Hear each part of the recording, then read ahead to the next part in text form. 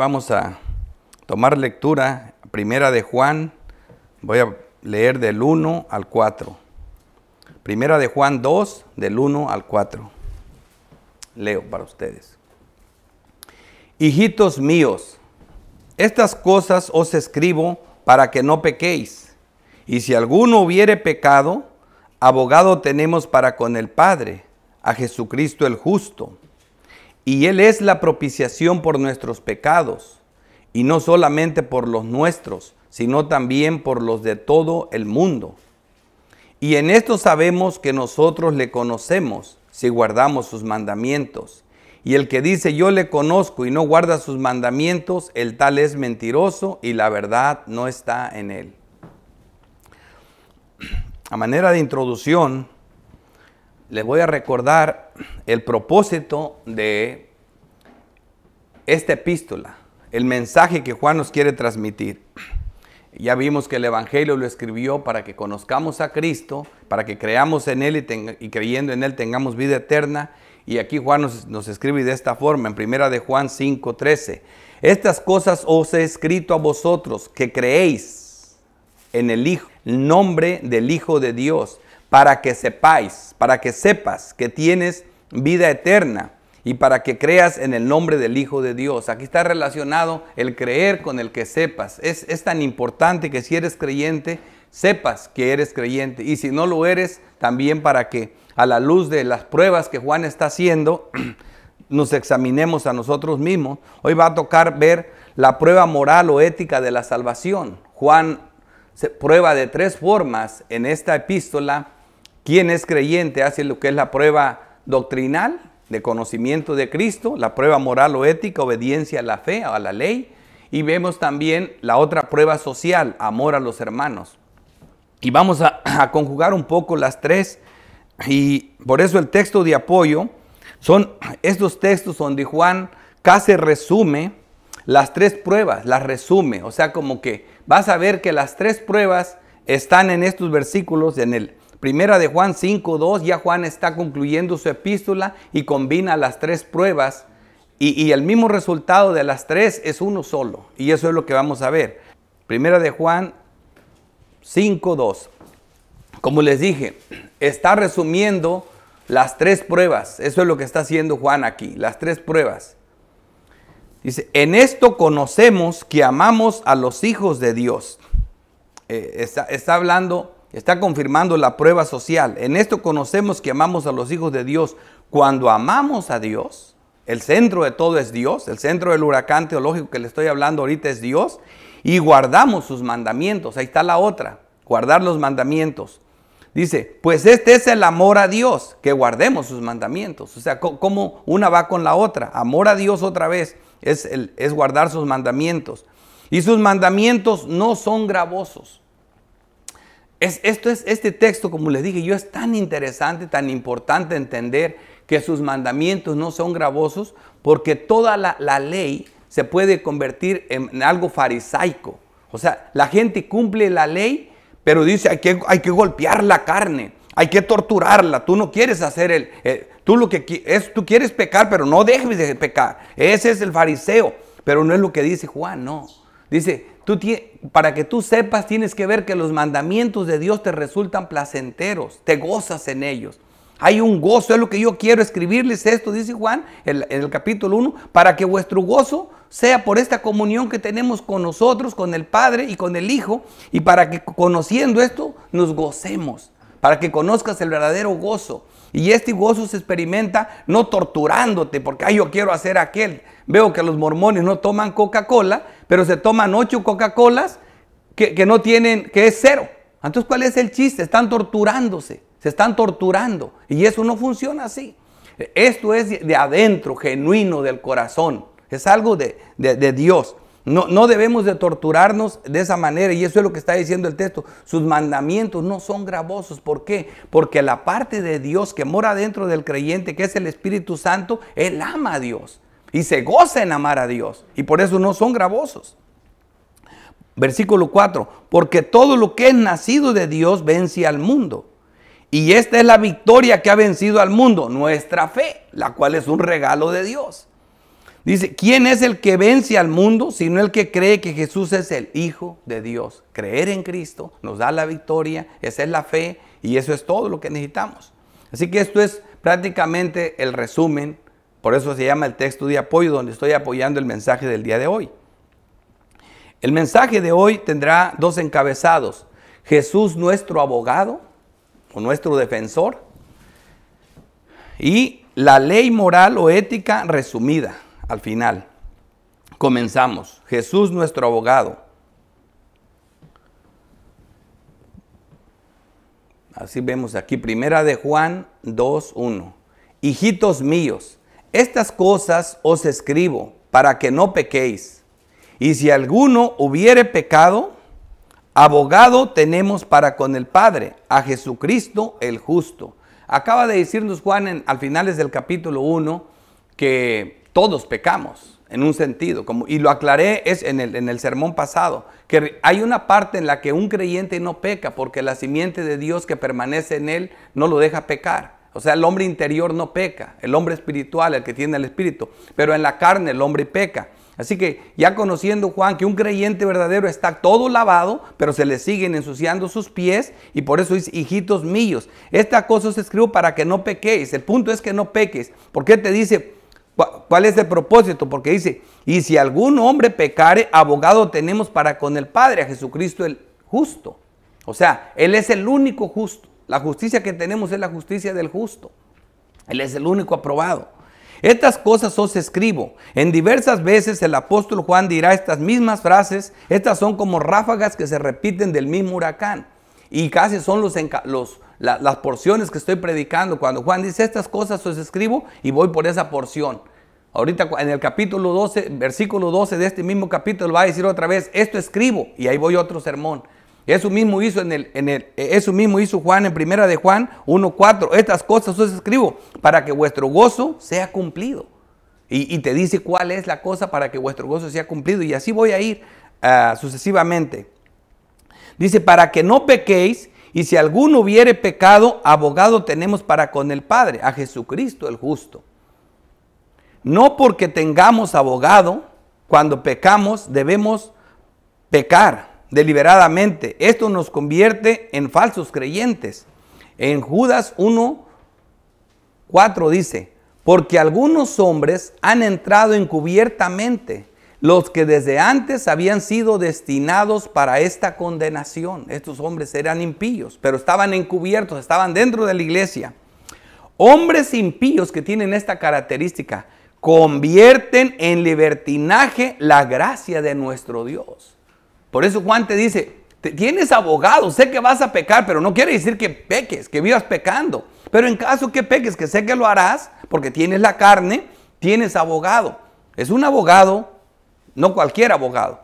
Es el abogado de oficio de parte de como ciudadanos del reino, ciudadanos del cielo, tenemos un derecho a tener un abogado de oficio, como cualquier ciudadano de Estados Unidos. Comete cualquier pecado y el gobierno le da derecho a tener un abogado de oficio, aunque no tenga dinero. Bueno, nosotros como ciudadanos del reino tenemos derecho a este abogado, pero solo los creyentes verdaderos. Ahora, la cosa no quiere decir que el abogado está para que vivas pecando.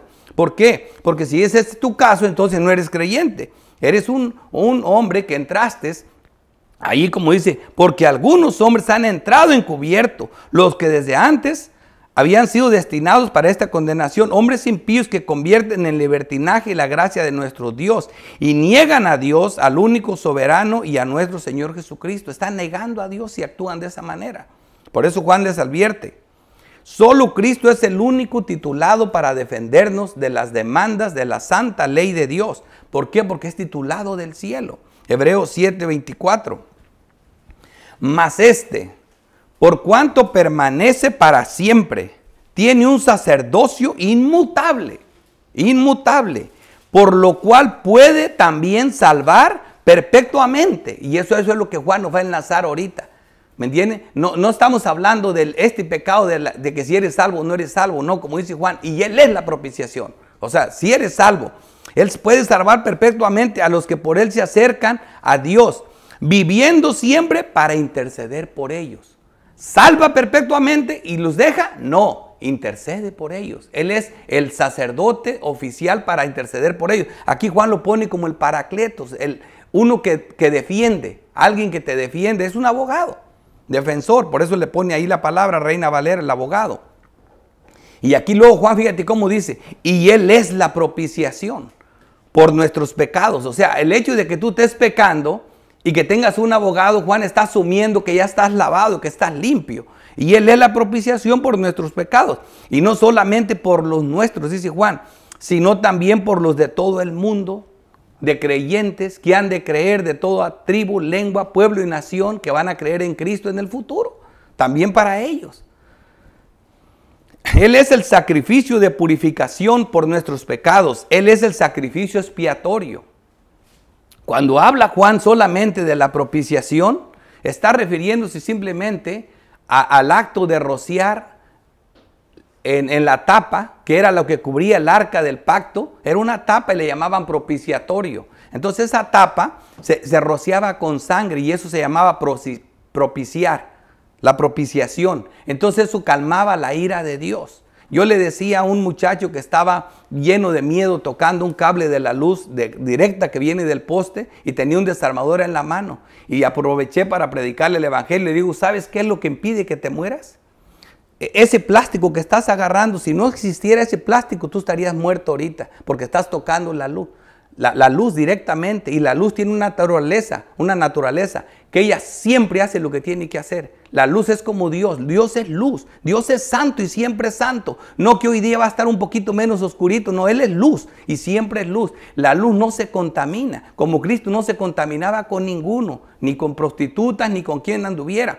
Así la luz tiene una característica, no tiene en ese sentido compasión. Si la toca un niño no va a decir, no, pobrecito niño es inocente, hoy a él no lo voy a matar. La toca un anciano, igual lo va a matar. Ahora, lo que impide que no te mueras es el plástico. Y ese plástico es como si fuera la sangre de Cristo. Quita el plástico y estás muerto. Así la propiciación en la tapa, la sangre rociada, la ley te condenaba al pueblo de Israel, porque la violaban todo el tiempo y lo único que pedía que Dios destruyera al pueblo de Israel era la sangre de Cristo rociada arriba de esa tapa. Eso es propiciar. Al mismo tiempo ese es el sacrificio expiatorio. Y Juan no quiere abundar en eso, pero se supone que conocemos la doctrina. Y Javier está abundando mucho en eso. Él es el que nos lava todo el cuerpo de muerte y el que continúa lavando los pies de los santos. Primera de Juan 4:10. En esto consiste el amor, no en que nosotros hayamos amado a Dios, sino en que Él nos amó a nosotros y envió a su Hijo en propiciación por nuestros pecados. Por medio de la fe, la cual es un regalo de Dios. A mí me gusta recalcar eso porque cuando nomás le dices, tú eres salvo por la fe, gracias a Dios que tengo fe, hasta esa te la regalaron. Efesios 2. Dice, se nos concede ser justificados, reconciliados para con Dios. Romanos 3:24. Siendo justificados gratuitamente por su gracia, mediante la redención que es en Cristo Jesús. Todo este es el acto de propiciar. A quien Dios puso como propiciación, ahí está, por medio de la fe, y esto es un regalo de Dios, en su sangre. Es la sangre la que hace la diferencia, para manifestar su justicia a causa de haber pasado por alto en su paciencia los pecados pasados. Siempre los soportó hasta que llegó el día que hizo propiciación por ellos con un sacrificio en la cruz. Él es el león de la tribu de Judá que venció y fue digno de abrir el sello de la salvación. Por eso el apóstol Juan lloraba en Apocalipsis, porque dice que no había nadie digno, no había nadie impuro que nunca hubiera pecado, y solamente uno que nunca fuera pecado tenía que ser hombre, tomado de entre los hombres y puro, sin defecto y sin pecado. Y dice Juan, lloré porque no había ninguno. Pero alguien oyó una voz que dijo, el león de la tribu de Judá ha vencido. Y él es el digno de quitar los sellos y abrir el rollo. Es Cristo. Hebreos 7:17. Por lo cual debía ser en todo semejante a sus hermanos, hombre, para venir a ser misericordioso y fiel sumo sacerdote en lo que a Dios se refiere, para expiar los pecados del pueblo, expiar. Dice, pues en cuanto él mismo padeció siendo tentado, es poderoso para socorrer a los que son tentados. Este abogado tiene sentimientos. Este abogado nos defiende porque conoce nuestras debilidades, porque fue igual que nosotros en todo. Y este abogado que Juan nos dice es el que nos guarda y el que nos sigue justificando delante de Dios cuando pecamos. Los resultados de la justificación son entre muchos la paz con Dios. Romanos 5:1, justificados pues por la fe, tenemos paz para con Dios por medio de nuestro Señor Jesucristo. Eso nos reconcilia. Ese es lo que precisamente hace nuestro abogado, nos reconcilia, arregla el problema, se acaba el problema y nos reconcilia, nos vuelve al estado de unión. Otra de las cosas es en 2 Corintios 5:20. Así que somos embajadores en nombre de Cristo, como si Dios rogase por medio de nosotros. Os rogamos en nombre de Cristo, reconciliaos con Dios.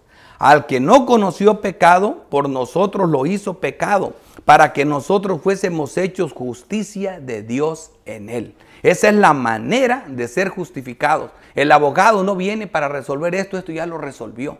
Ahora viene para seguirte limpiando y lavando los pies. Esto es lo que quiero que entiendan. Versículo 3. Y en esto sabemos que nosotros le conocemos si guardamos sus mandamientos. Aquí ya viene la prueba moral. En esto sabemos si le conocemos, si guardamos sus mandamientos. O sea, tú conoces a Dios, guardas sus mandamientos. ¿Qué mandamientos? Eso es lo que vamos a ver. El que dice yo le conozco y no guarda sus mandamientos, el tal es mentiroso y la verdad no está en él. Estos son los absolutos de la carta de Juan. Son varios. No hay medios, términos medios. Es así. Es así, el que dice yo le conozco y no guarda sus mandamientos, el tal es mentiroso y la verdad no está en él. No hay términos medios. Conocerle significa entonces vivir en perfecta armonía con él, haciendo su voluntad. Así es como sabemos que amamos a los hijos de Dios, amando a Dios y cumpliendo sus mandamientos. Aquí vemos cómo se relacionan para allá y para acá la misma cosa. Versículo 5, pero el que guarda su palabra, en este verdaderamente el amor de Dios se ha perfeccionado. Es precisamente lo que estaba haciendo Cristo con el apóstol Pedro. Pedro, ¿me amas? ¿Me amas? ¿Me amas? Estaba perfeccionándolo en el amor, porque el apóstol Juan dice, ¿sabes por qué Pedro tuvo temor? ¿De dónde el que teme? No ha sido perfeccionado por el amor, por eso Pedro tuvo miedo. Y se espantó, una criadita lo espantó. ¿Este hombre quién es? Yo no soy, se espantado. El hombre valiente se espantó. ¿Por qué? Porque estaba haciendo lo incorrecto.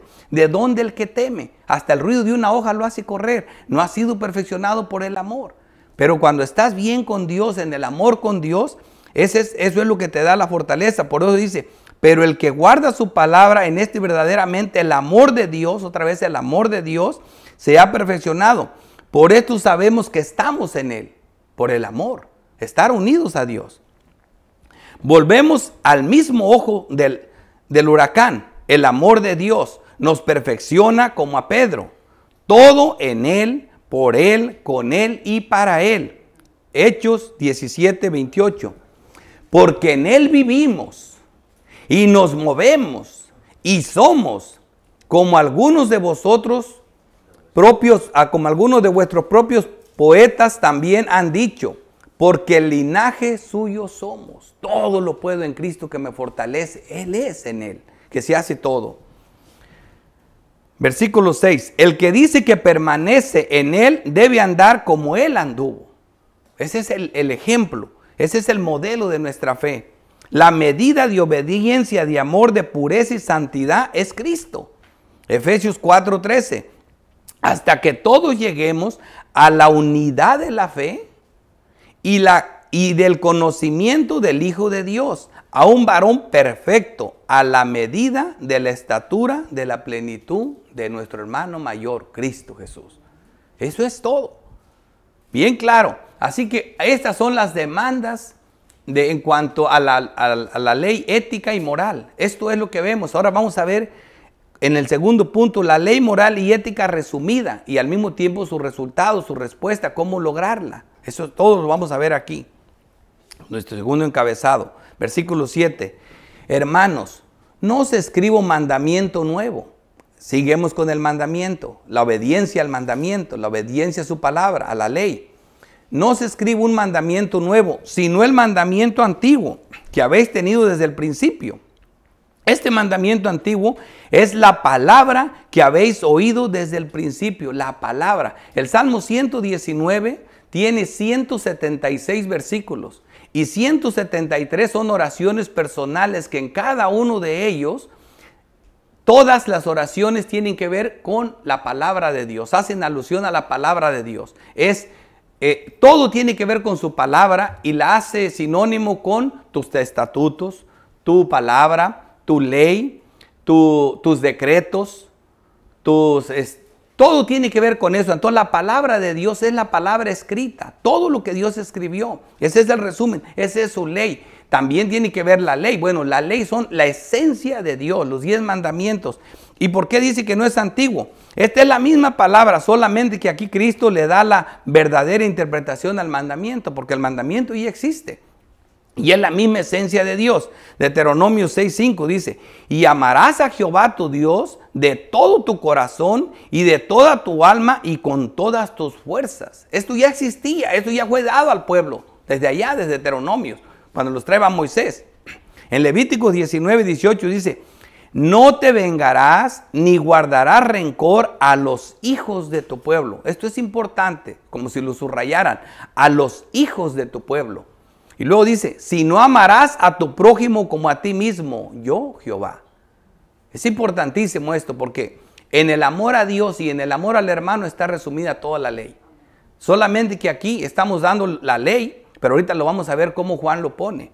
Ahora, esta misma ley se cumplió en Cristo. Vemos aquí cómo lo ve Cristo. Cristo le da el cumplimiento a la ley. Y fíjate lo que Cristo dice, esto mismo, cómo resume lo que es la ley de Dios en sí. En Marcos 12, versículo 28 dice, acercándose uno de los escribas que los habían oído disputar y sabía que les había respondido bien, le preguntó a Cristo, ¿cuál es el primer mandamiento de todos? Mira la respuesta divina del Santo Dios. Jesús le respondió, el primer mandamiento de todos es, oye Israel, el Señor nuestro Dios, el Señor uno es. Y amarás al Señor tu Dios con todo tu corazón, con toda tu alma y con toda tu mente y con todas tus fuerzas. Este es el principal mandamiento, esta es la esencia de la ley, esta es la palabra de Dios. Y el segundo es muy similar, es semejante. Amarás a tu prójimo como a ti mismo. No hay otro mandamiento mayor que estos. Esta es mi esencia, este es mi carácter, esta es mi naturaleza, esta es la ley, este es el carácter de Dios. Y eso es lo que Cristo está diciendo. ¿Quién realmente es el prójimo? Fíjate, es bien importante. Por eso le dije, subrayen esta palabra.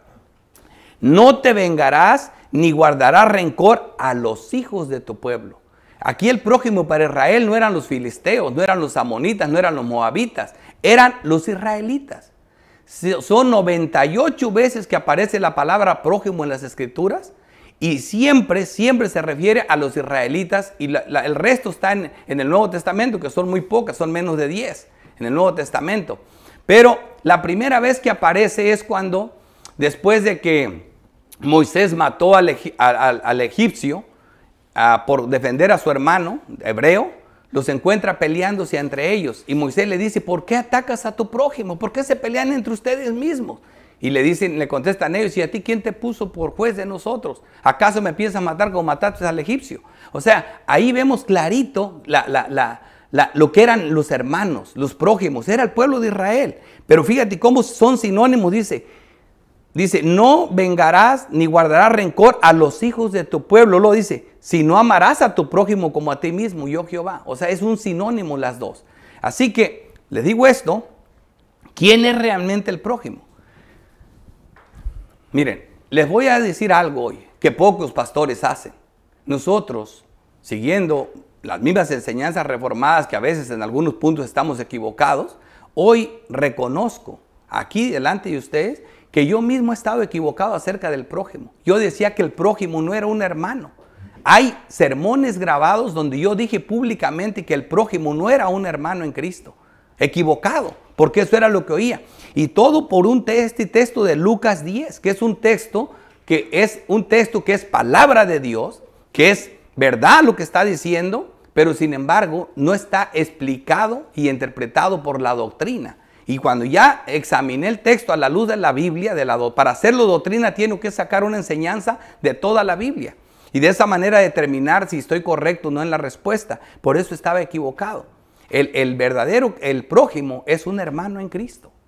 No es una persona de afuera. Oigan esto, lo voy a probar con las escrituras. En Lucas 10, 29, este es el texto que me hizo creer que no era un hermano. Dice, pero él queriendo justificarse a sí mismo dijo a Jesús, cuando le preguntan quién es el prójimo. ¿Y quién es mi prójimo? Le hace la pregunta a Dios, a Cristo, ¿verdad? Aquí dice la respuesta de Cristo, es la que, mira lo que dice.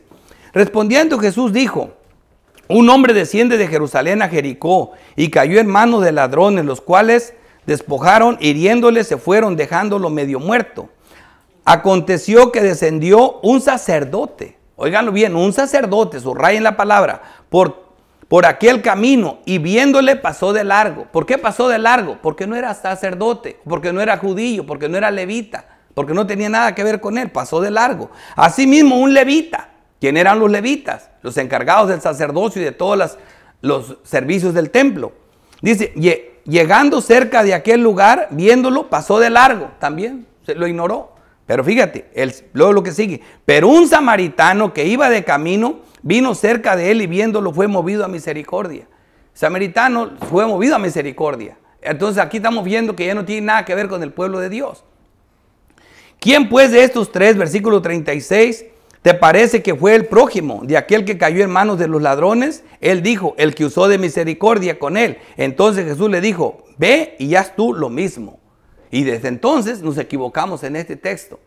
Jesucristo lo que está diciendo Jesucristo, mira, llegó el tiempo, y lo voy a probar ahorita con la Biblia, se lo estoy adelantando, llegó el tiempo de que el prójimo ya no solo es un israelita.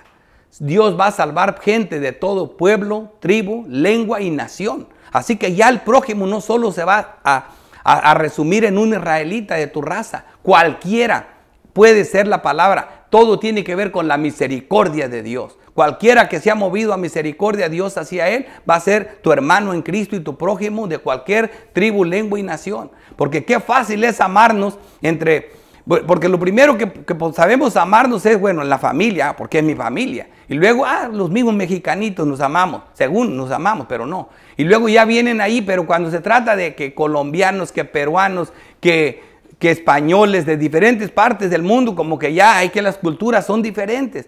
Pero eso es el prójimo, es tu hermano en Cristo de todo pueblo, lengua, tribu y nación. Lo pruebo ahora.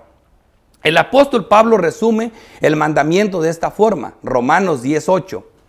No debáis a nadie nada, sino el amar los unos a los otros, porque el que ama al prójimo ha cumplido la ley. Wow, está diciendo que el que ama al prójimo ha cumplido la ley. Dice, no deban, sino el amaos los unos a los otros. ¿De quién está hablando? De los creyentes, que se aman los unos a los otros. Y con esto se cumple la ley. Dice, porque no adulterarás, no matarás, no hurtarás, no darás falsos testimonios, no codiciarás, y cualquier otro mandamiento en esta sentencia se resume. Amarás a tu prójimo como a ti mismo o a tu hermano. El amor no hace mal al prójimo, así que el cumplimiento de la ley es el amor. Hermanos, como yo decía, yo como padre, las únicas mujeres que nunca he podido codiciar, bajo ninguna circunstancia, son a mis propias hijas. Es cuentas que me golpean la cara cuando veo una parte desnuda de mis hijas. Es algo puro, allí no hay ni una codicia. Así de puro debe de ser el amor a los hermanos. ¿Cómo un hermano va a codiciarle la mujer a otro hermano?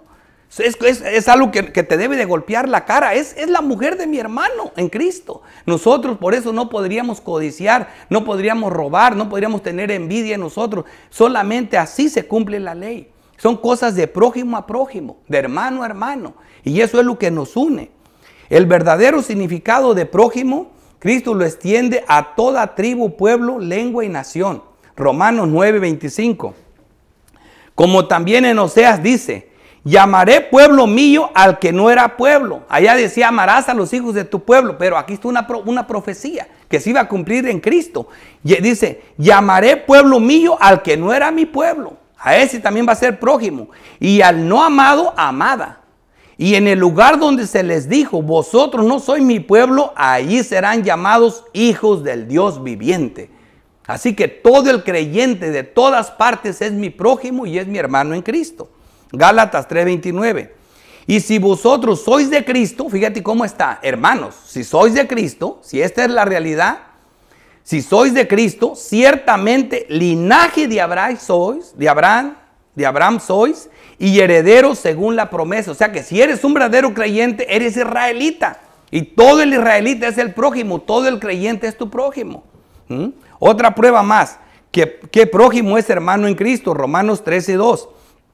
Cada uno de nosotros agrade a su prójimo en lo que es bueno para edificación. ¿Cómo me voy a edificar con un vecino cualquiera si no es creyente? La edificación, ¿con quién es? Con el hermano en Cristo. Es otra prueba. Me estoy edificando ¿con quién? Con mi hermano en Cristo. Para la edificación. Porque ni aun Cristo se agradó a sí mismo. Antes bien, como está escrito, los vituperios de los que te vituperiaron cayeron sobre mí. A veces hacemos cosas que nosotros no queremos, pero las debemos de hacer por amor a los hermanos. Aunque tú no estés de acuerdo, piensa en tus hermanos. Hazlo por ellos. Gálatas 5:13. Porque vosotros hermanos, otra vez hermanos, a libertad fuisteis llamados. Solamente que no uséis la libertad como ocasión para la carne, sino servíos por amor los unos a los otros. Y otra vez, porque toda la ley en esta sola palabra se cumple. Amarás a tu prójimo. Ahora sí ya sabemos, a tu hermano como a ti mismo. Es el amor al hermano. ¿Y saben por qué caí en esto? Porque en las predicaciones que estoy oyendo de los otros pastores acerca de esto, Juan, dice, aquí Juan no habla del prójimo. Aquí Juan no habla del amor al prójimo, aunque eso es para cumplir la ley. Es que sí habla, nomás que le llama hermano. Se supone que ya lo sabemos y no lo sabíamos. Sí habla Juan. Dice, pero si os mordéis y os coméis unos a otros, mira, que también os comunicáis unos a otros. Digo pues, andad en el espíritu y no satisfacéis los deseos de la carne. Los creyentes andamos en el espíritu. Un incrédulo no puede andar en el espíritu, nunca jamás. Sin embargo, versículo 8, os escribo un mandamiento nuevo, que es verdadero en él. Wow, fíjate lo que dice. Este mandamiento nuevo de amar a Dios y amar al hermano es verdadero en él. Cristo es el que cumplió la ley perfectamente. Él es el único que amó a Dios todo el tiempo sin dejarlo de amar ni un segundo. Y Él es el único que pudo amar a los pecadores, a los hermanos, hasta dar la vida por nosotros cuando éramos impíos. ¿Me entienden? Eso es amor. Por eso dice aquí, me encanta. Sin embargo, os escribo un mandamiento nuevo, que es verdadero en Él. En Él es verdadero. Pero oigan esto, ¿dónde entramos nosotros? Y en vosotros. Ahí vamos también. Sí, Señor, si esto hicieron con el árbol verde, también lo harán con el seco. Y en vosotros, porque las tinieblas van pasando, pero nosotros no como Cristo. Nosotros vamos rompiendo entre las tinieblas. Las tinieblas van pasando y la luz verdadera ya alumbra. Ahí vamos, pero no como Él. Ensuciándosenos los pies y Él lavándonos. ¿Por qué? Porque vamos rompiendo en este mundo de pecado, resplandeciendo como luz, reflejando la luz de Cristo, pero con muchos defectos, no como la de Él. Pero ahí vamos. Por eso dice, y en vosotros, porque las tinieblas van pasando. Cada vez que vas caminando más en la fe y en obediencia a Dios, las tinieblas van pasando y la luz verdadera ya alumbra, ya está más cerca cada día. Le decía yo a mi mujer, hoy me quedo un día menos para estar cerca de Cristo. Hoy me quedo un día menos, hoy me quedo un día menos para morirme y por llenarme de miedo. Aunque así es, pero no debería de ser así. Lo mismo lo explica el apóstol Pablo, 2 Corintios 3:18. Por tanto, nosotros todos, mirando a cara descubierta como a un espejo la gloria del Señor, somos transformados de gloria en gloria en la misma imagen como por el Espíritu del Señor. Es el Espíritu de Dios que nos va llevando a la imagen y a la perfección de Cristo. Hay un proceso. Versículo 9. El que dice que está en la luz y aborrece a su hermano está todavía en tinieblas. Aquí está el mandamiento. Este es el mandamiento. Está hablando de la ética moral. La ética moral. ¿Y qué es el mandamiento? El amor. El amor a Dios y el amor al hermano. Nosotros no podemos amar a Dios si Dios no nos hubiera amado primero. Todo parte de Dios. Pero dice, el que dice que está en luz y aborrece a su hermano está todavía en tinieblas. No puedes así. No puedes así. Te lo digo de corazón, hermano, si tú estás buscando perfección en los hermanos para poderlos amar, estás equivocado. Cristo nos amó cuando le escupimos la cara y el rostro, cuando lo bofeteamos. Murió por nosotros siendo aún pecadores. No esperes que tener hermanos puros y que no te den ni un problema. No los vas a encontrar. Recorre todas las iglesias si quieres y no los vas a encontrar. El que dice que está en la luz y aborrece a su hermano está en tinieblas. Y eso te debe de poner a temblar. Aquí está el nuevo mandamiento. En cuanto al prójimo, que no es nuevo, pero bien interpretado. Esto es, así que si aborreces a tu hermano o prójimo, estás en tinieblas. Israelita que no ama a israelita, no es israelita. Hermano que no ama a hermano, no es hermano. Háganle por donde quieran. Efesios 4:24. Y vestidos del nuevo hombre, criados según Dios, en justicia y santidad de la verdad. Por lo cual desechad la mentira, habla verdad, cada uno con su prójimo, con su hermano. Porque somos miembros los unos de los otros. ¿Ves que prójimo es miembro los unos de los otros? Para ser miembro del cuerpo de Cristo tienes que ser hermano. Miembro, prójimo es hermano. Más pruebas de eso. Bien clarito, hablad verdad cada uno con su prójimo, porque somos miembros los unos de los otros. Somos miembros los unos de los otros. El cuerpo de Cristo se compone de los miembros de la iglesia. Y si somos miembros, el prójimo es el hermano. Hermanos o prójimo, ya lo debemos ver como sinónimo. Hebreos 8:10, por si queda duda. Por lo cual, este es el pacto que haré con la casa de Israel. Después de aquellos días, dice el Señor, pondré mis leyes en la mente de ellos y sobre su corazón las escribiré. Hablando del Espíritu que iba a estar en ellos. Y seré a ellos por Dios y ellos me serán por mi pueblo. Todo el que vaya creyendo en Cristo pasa a ser pueblo de Dios. Y ninguno enseñará a su prójimo. Aquí está el prójimo. O al hermano. ¿Ves? Y ninguno enseñará a su prójimo. ¿Ves lo que es prójimo? Es el hermano. Ni ninguno a su hermano. Sinónimos. Prójimo, hermano. Diciendo, conoce al Señor. ¿Por qué? Está diciendo que tanto el prójimo como el hermano conocen al Señor. Dice, porque todos me conocerán, desde el menor hasta el mayor de ellos. Así que ya somos como los israelitas, conocemos al Señor. Todos. Dice, porque seré propicio a sus injusticias y nunca más me acordaré de sus pecados y de sus iniquidades. Al decir, nuevo pacto ha dado por viejo el primero, y lo que se da por viejo y se ha envejecido está próximo a desaparecer. Lo que está diciendo el apóstol Cristo en Lucas 10 está diciendo, mira, se acabó el tiempo que el prójimo solo era el israelita. El prójimo es aquel que Dios tiene misericordia. Ese que está ahí es tu prójimo y es tu hermano en Cristo. ¿Y por qué dice la Biblia que debemos llamar a los enemigos? Ya lo voy a explicar después, pero es precisamente porque son futuros prójimos, futuros hermanos, que les debemos de predicar el evangelio. Mira cuál es la ley real o verdadera, o el verdadero cumplimiento de la ley. Este nuevo mandamiento, como lo llama Juan o como lo llama Santiago, dice Santiago 2:8. Si en verdad cumplís la ley real, o sea, ¿quieres saber cuál es el verdadero mandamiento? ¿Cuál es el nuevo? ¿Cuál es la ley real? Juan le llama el nuevo mandamiento. Y Santiago le llama la ley real, o sea, el verdadero cumplimiento. Conforme a las escrituras, no es nuevo, es conforme a las escrituras. Amarás a tu prójimo como a ti mismo, bien hacéis. Ahí está. Esa es la ley real, amar al hermano, amar al prójimo.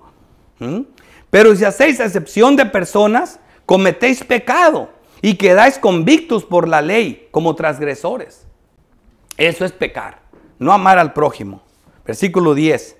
El que ama a su hermano permanece en luz y en él no hay tropiezo.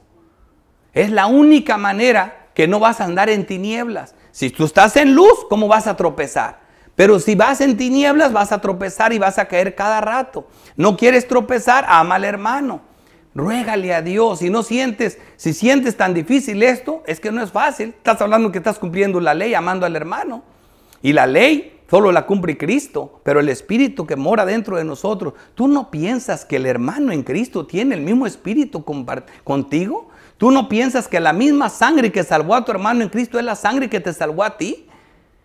Eso es lo que debes de pensar. ¿Cómo te enorgulleces de una madre amar a sus hijos aunque sean de lo peor? Ah, pero yo los parí, tienen mi sangre, son mis hijos, sean lo que sean, yo los voy a amar. Y decimos, wow, cómo es de buena la madre. No hay como el amor de madre, es un amor pecaminoso. Pero el de Cristo no está contaminado, ese es puro. En Él no hay tinieblas, es luz y no hay tinieblas en Él. Eso es lo que dice la palabra. Pero el que aborrece a su hermano está en tinieblas y anda en tinieblas y no sabe a dónde va, porque las tinieblas le han cegado los ojos. Así que anda, busca y busca, no sabe dónde meterse, pero nunca vas a encontrar, porque Dios es amor. Así cuando dice, y amor puro, Dios es luz y no se contamina. Los verdaderos creyentes, es cierto que pecamos, pero tenemos que ver que si somos luz, el pecado, para eso tenemos abogado, para con el Padre. Y buscando a Dios podemos seguir avanzando en esto. Mira cómo por más vueltas que da el huracán, siempre será en torno al ojo, que es el amor de Dios. El amor a Dios que solo se manifiesta o evidencia en el amor al hermano. O sea, el amor de Dios, ¿cómo lo pruebo? En el amor al hermano. Yo te puedo decir, yo amo a Dios, pero si tú no amas al hermano, no estás probando nada. Mira cómo se conjugan los tres pruebas de verdadero creyente para mostrarnos a un mismo punto, una misma respuesta y una misma solución, el amor de Dios. Vamos a ver las tres pruebas rápidamente conjugadas. La prueba moral o de obediencia, o la prueba ética. Pero el que aborrece a su hermano está en tinieblas y anda en tinieblas y no sabe a dónde va, porque las tinieblas han cegado sus ojos. Juan 1:6. Si decimos que tenemos comunión con Él y andamos en tinieblas, mentimos y no practicamos la verdad. Viene lo mismo. Pero si andamos en luz como Él está en luz, tenemos comunión unos con otros. Esa es la única manera. Así que si tu comunión con Dios está rota, también va a estar con el hermano. Así que tú andas buscando, pero no es que el hermano esto, es que el hermano el otro. No, tu problema no está con el hermano, tu problema está con Dios, que tiene rota la relación con Dios. Y por eso quieres a fuerzas encontrar justificación para no poder ver a los hermanos en Cristo. Eso es lo que dice la palabra de Dios. Dice, pero si andamos en luz como Él está en luz, tenemos comunión unos con otros. Y la sangre de Jesucristo, su Hijo, nos limpia de todo pecado. Mira la unión que tenemos. Mira el punto. Mira el ojo del huracán, la sangre de Cristo, el amor de Cristo. Este es lo que cambia todo. Juan 3:6. Todo aquel que permanece en Él no peca. Todo aquel que está cerquita del ojo no recibe las ráfagas del huracán. Está cerquita a Dios. Ahí está bien. Ahí no se peca. Todo aquel que peca no le ha visto ni le ha conocido. Anda por allá en las orillas y por eso las ráfagas lo traen dando vuelta y vuelta. No está cerca del ojo. Hijitos, nadie os engañe. El que hace justicia es justo como Él es justo. El que practica el pecado es del diablo. Otra vez Juan con esos absolutos poderosos. Porque el diablo peca desde el principio. Para esto apareció el Hijo de Dios, para deshacer las obras del diablo. Para eso lo hizo Cristo. ¿A dónde nos lleva otra vez? Al ojo del huracán. Para eso apareció Cristo. El amor de Dios. Todo aquel que es nacido de Dios, otra vez, ¿por qué no pecas? Porque eres nacido de Dios. Otra vez está en Dios, otra vez al ojo del huracán. Todo aquel que es nacido de Dios no practica el pecado. ¿Por qué? Otra vez Dios. Porque la simiente de Dios, que es el Espíritu Santo, permanece en él. Y no puede pecar porque es nacido de Dios. Otra vez todo está en Dios. Por más que no quieras, la gloria es a Dios en todo. ¿Me entiendes? Siempre vas a volver al ojo. Es lo que Juan está haciendo. Dios es amor. Este es el amor de Dios. Y apenas vamos agarrando el vuelo. Voy apenas en Juan 2. Hay mucho más de esto. Versículo 10. En esto, aquí de lo mismo que estamos hablando de la prueba moral o ética. En esto se manifiestan los hijos de Dios y los hijos del diablo. Todo aquel que no hace justicia, o sea, no obedece, y que no ama a su hermano, no es de Dios. Aquí está otra vez la misma cosa. La justicia, el obedecer, tiene que ver con el amor al hermano. También. Por eso te dije, es la misma respuesta para las tres preguntas. Es la misma manera de pasar el examen. Primera de Juan 5:3. Pues este es el amor a Dios, que guardemos sus mandamientos, y sus mandamientos no son gravosos. ¿Ves? Otra vez va con el amor a Dios, guardar sus mandamientos. La segunda prueba es la prueba doctrinal, que es conocer a Cristo. Eso es lo que Juan nos hizo en todo el Evangelio. Nos presentó a Cristo con todas sus cosas, sus deidades y todo lo que es Cristo. Juan 3:16. En esto hemos conocido el amor. Fíjate eso, prueba doctrinal. En que Él puso su vida por nosotros. Otra vez, al ojo del huracán, en Él. También nosotros debemos poner nuestras vidas por los hermanos. O sea, pero todo parte de ¿qué? De lo que hizo Cristo. ¿Parte de qué? De tal manera amó Dios al mundo, que dio a su Hijo unigénito. Pero el que tiene bienes de este mundo y ve a su hermano tener necesidad y cierra contra él su corazón, ¿cómo mora el amor de Dios en él? No se ve nada de eso aquí. Hijitos míos, no améis de palabras ni de lengua, sino de hecho y en verdad. Versículo 23. Y este es su mandamiento, que creamos en el nombre de su Hijo Jesucristo. Prueba doctrinal. ¿Ves? El mandamiento, que cree en Cristo. Este es su mandamiento, que creamos en el nombre del Hijo de Dios, de Jesucristo. Y nos amemos unos a otros como lo ha mandado. Amor a Dios, amor al hermano. Es la ley. Otra vez. Primera de Juan 4:6. Nosotros somos de Dios. El que conoce a Dios, prueba doctrinal, conocimiento de Dios, conocimiento de Cristo, nos oye. El que no es de Dios no nos oye. En esto conocemos otra vez el espíritu de verdad y el espíritu de error. Conocimiento de Dios. Amados, amémonos unos a otros, porque el amor es de Dios. Todo aquel que ama es nacido de Dios y conoce a Dios. Otra vez, el conocimiento, la prueba doctrinal también está relacionada con ¿qué? Con el amor de Dios. Volvemos a lo mismo. Prueba doctrinal tiene que ver con el amor de Dios. El que no ama no ha conocido a Dios. ¿Ves? ¿Qué estamos hablando? Prueba doctrinal. ¿Conoces a Dios? Amas a Dios. Y amas al hermano. Porque Dios es amor. Primera de Juan 5:1. Todo aquel que cree que Jesús es el Cristo. Ahí está otra vez. Creer. Doctrina. Todo aquel que cree que Jesús es el Cristo es nacido de Dios. Y todo aquel que ama al que ha engendrado, ama también al que ha sido engendrado por él. ¿Entienden esto? Todo aquel que ama al que ha engendrado, Dios engendra hermanos en Cristo. Si amas al hermano en Cristo, ama también al que ha sido engendrado por él. ¿Ves? Amas a Cristo y amas al que ha sido engendrado por Cristo, al hermano. Ahí está bien claro otra vez. Amor a Dios, amor al hermano. Ahí mismo. Tercera prueba. La prueba social. Nosotros le amamos a Él porque Él nos amó primero. Si alguno dice yo amo a Dios y aborrece a su hermano, es mentiroso. Pues el que no ama a su hermano, ¿a quien ha visto? ¿Cómo puede amar a Dios a quien no ha visto? En la prueba social es el amor a los hermanos es incondicional. Si no, no pasas la prueba. Pero todo se resume en ¿qué? En el amor a Dios. Otra vez, ¿viste que en cada una de las pruebas tiene que ver Dios? Como lo estaba explicando Javier en el sermón. Todo tiene que ver con Dios. La salvación, la santificación, el guardarnos, el todo es Dios. Y nosotros tenemos este mandamiento de Él. El que ama a Dios, ame también a su hermano. No hay términos medios. Primera de Juan 5:2. En esto conocemos que amamos a los hijos de Dios. La prueba social. Cuando amamos a Dios y guardamos sus mandamientos, las tres cosas. ¿Ves cómo se hacen las pruebas de Juan? Es un huracán. Por eso dicen, es que a Juan no le agarramos no, predicas acá y acá otra vez está Juan y acá otra vez regresa y no le entiendes. Fíjate lo que está haciendo. En esto conocemos que amamos a los hijos de Dios. Amar al hermano. Cuando amamos a Dios, amar a Dios y guardamos sus mandamientos, ahí está. ¿Ven? Así que esto da vueltas, pero es lo mismo. Todo se resume en el amor de Dios. Y de ahí podemos amar al hermano. Cuando somos amados por Dios, recibimos de su Espíritu y el Espíritu ama a Dios. Y cuando cuando tú comienzas a hablar con un hermano que tiene el Espíritu Santo, inmediatamente comienza a fluir ese amor por el hermano. Y podemos tener comunidad con los hermanos y amarnos. ¿Por qué? Porque Dios se ama a sí mismo. Y compartimos algo de Dios. Primera aplicación. Todo esto nos deja una pregunta, primera y única, una sola aplicación. Todo esto nos deja una pregunta. ¿Quién realmente es mi hermano o prójimo?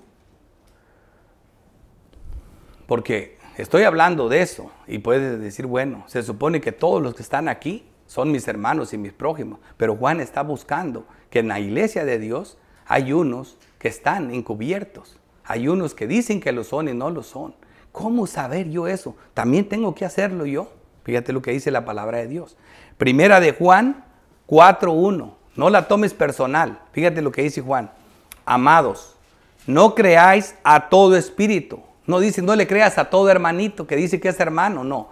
Él se va a donde mero tiene que irse. ¿Por qué? Porque él lo aprendió. Cuando Cristo le dijo a Pedro, Pedro, no le dijo, Pedro, apártate de aquí, lárgate de aquí, tú no entiendes las cosas. No, no. Aléjate de delante de mí, Satanás. A Pedro ni lo tocó. El problema no era Pedro, el problema era el diablo que estaba usando a Pedro con una muy buena intención de Pedro. Así que aquí Juan está haciendo lo mismo. No empieces a pelear con hermanos, sino fíjate lo que dice. Amados, no creáis a todo espíritu, sino probad los espíritus, si son de Dios. Porque muchos falsos profetas han salido por el mundo y están en todas partes, se meten en las iglesias. En esto conoced el Espíritu de Dios. Todo espíritu que confiesa que Jesucristo ha venido en carne es de Dios. O sea, todo otra vez va a dar a Dios. Creer en Dios. Y todo espíritu que confiesa que Jesucristo ha venido en carne, todo aquel que no confiesa que Jesucristo ha venido en carne no es de Dios. O sea, si no tienes conocimiento doctrinal de quién es Dios, no eres de Dios. Es una prueba moral, la prueba de doctrina.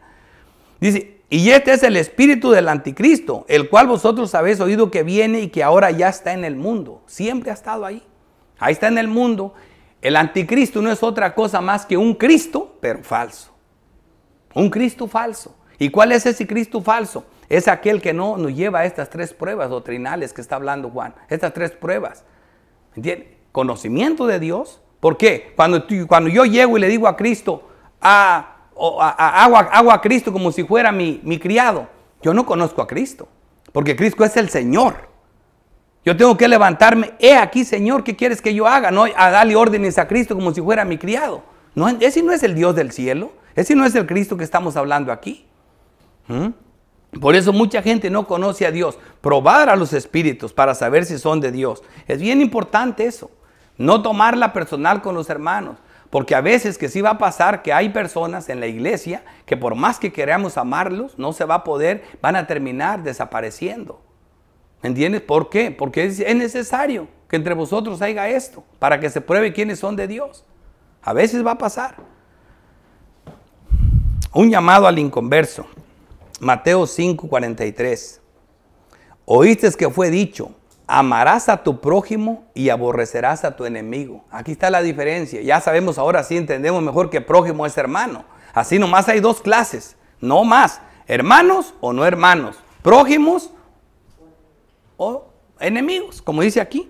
Oíste que fue dicho, amarás a tu prójimo y aborrecerás a tu enemigo. Pero aquí Cristo les aclara, porque el israelita jamás quería ni hablarle de Dios, no quería saber nada con los filisteos, ni con los amonitas, ni los moabitas. Dice Cristo, no se acabó ese tiempo, aquí viene otro tiempo.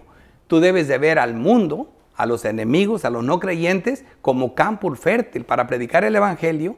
Les tienes que amar. ¿Y cómo es la manera de amarlos? Predicándole el evangelio. Predicar el evangelio. Dice, pero yo os digo, amar a vuestros enemigos, bendecid a los que os maldicen. ¿Con qué los vas a bendecir? La mejor bendición es Dios, la salvación. Haced bien a los que os aborrecen y orad por los que os ultrajan y os persiguen. La oración. Siempre que vas a predicar el evangelio hay que orar por esa persona. Cuando tienes un hijo incrédulo, un amigo incrédulo, un pariente incrédulo, oras por él. Ora, sigue orando, haciéndole el bien. Él te va a hacer un mal, tú sigue haciéndole el bien. Dice, para que seas hijo de vuestro Padre que está en los cielos, que hace salir el sol sobre malos y buenos y que hace llover sobre justos e injustos. Aunque ellos son todavía injustos, son incrédulos, ellos en un momento dado pueden ser tus hermanos en Cristo. Tú no lo sabes. Nosotros no sabemos. Nosotros somos enviados a predicarle a huesos secos y es Dios el que los levanta y el que les da vida. Así que los enemigos son vistos como los huesos secos que miró Ezequiel. Y es Dios el que puede dar vida. Esa es la manera de amar a los enemigos. Oremos. Padre bendito, Dios todopoderoso, creador del cielo y de la tierra. Te doy gracias, oh Dios, por esta luz que mora en cada hermano, en cada creyente. Porque esa luz que reflejamos tuya, Señor, es lo que nos permite unirnos. Esa luz es la que nos une. Esa luz es la que nos hace ver algo de ti, de tu bondad y de tu amor. Gracias por ese amor que pones en los hermanos. Yo te ruego, Dios, por los que se pierden. Yo te ruego por esos que creen que lo son y no lo son, para que los hagas recapacitar y venir de rodillas a buscar tu perdón y tu misericordia. Oh Dios, perdónanos, porque para estas cosas, ¿quién es suficiente? En Cristo Jesús te lo rogamos. Amén.